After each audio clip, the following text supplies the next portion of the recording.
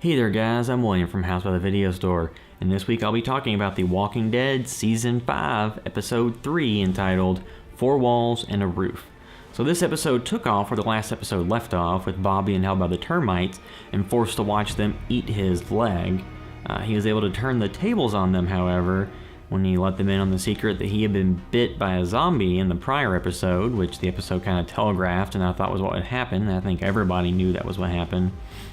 But they were incompetent enough, they didn't check him anywhere, they just knocked him out, cut off his leg, and ate it.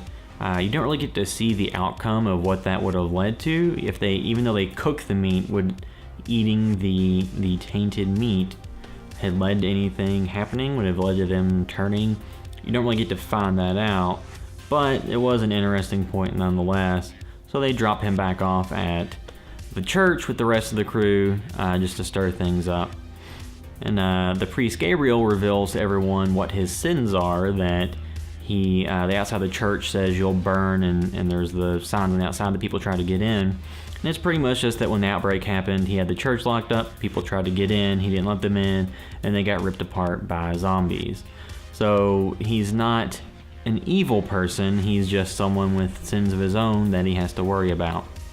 When Bob gets dropped back off, it starts an argument with Abraham and Rick about Abraham wanting his crew to leave and extract Eugene from the situation because he thinks it's too dangerous.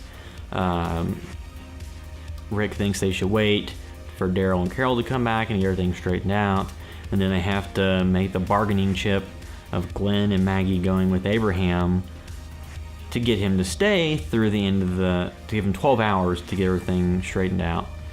And this is where the show is a lot different than it would have been in past seasons, because in past seasons you kind of had like these especially with the governor, you had the lurking enemy that was out there that took forever for anything to happen. So in this season you kind of see the termites, and last episode shown back up, you thought, oh, they might be a lurking threat for the rest of the season. No, Rick and crew have become competent enough and vicious enough that they're able to dispatch them pretty quickly and just take them out. Because in prior seasons, it seems like they might have let them live or hang out or stay around.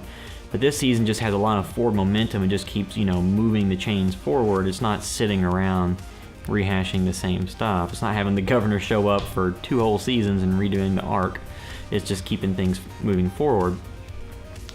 So the termites are dispatched of rather quickly. And like I said, it just makes them seem rather incompetent with the earlier not checking Bob and eating the tainted meat, and then just getting completely outclassed by Rick and the rest of the crew. So after all that is done, and of course poor Bob has to be stabbed in the head after he dies.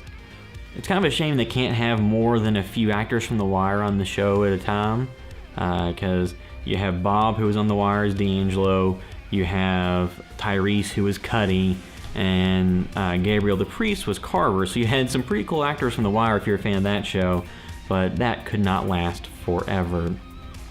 So Abraham takes Maggie and Glenn, they go on the road to Washington, Rick and the crew stay at the church, and at the very end of the episode, Daryl shows up, presumably with Carol and Beth. You don't really know yet, you just hear him telling them to come out.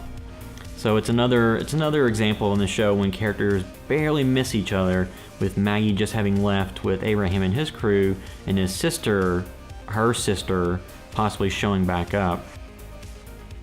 So from this point, if I had to think about which characters I think are the most in danger, I would have to think that Abraham and his crew are valuing one of the key rules of the show, which is don't separate from the group if you don't have to, don't split up. So I would have to worry about their expedition to Washington. I don't see that going very well. Once again, I haven't read the comics, so I don't know what all the future storylines are. Just based on what I would assume would happen, I don't think that that's going to end very well. And at the church, it doesn't seem like there's any big bads out there now, since the termite hunters are gone. There's not any huge threat out there looming for the group, and I'm sure a new one will pop up pretty soon. So it's another episode where I like what they're doing. They're moving it forward. It's sad to see Bob go, but there are some stakes in that they killed a character who seemed like they could be a recurring main character. And they killed off the termites, who seemed like they could hang around for a while on Gareth and them. So it's nice just to see there be forward momentum and then to not slip into the same things they did in past seasons. So I'm definitely excited to see where this goes in the next few episodes. So let us know what you think in the comments below. You can say something, or you can hit us up on Facebook, Twitter, or Instagram, House by the Video Store. You can always check us out on housebythevideostore.com. So till next week, we're out.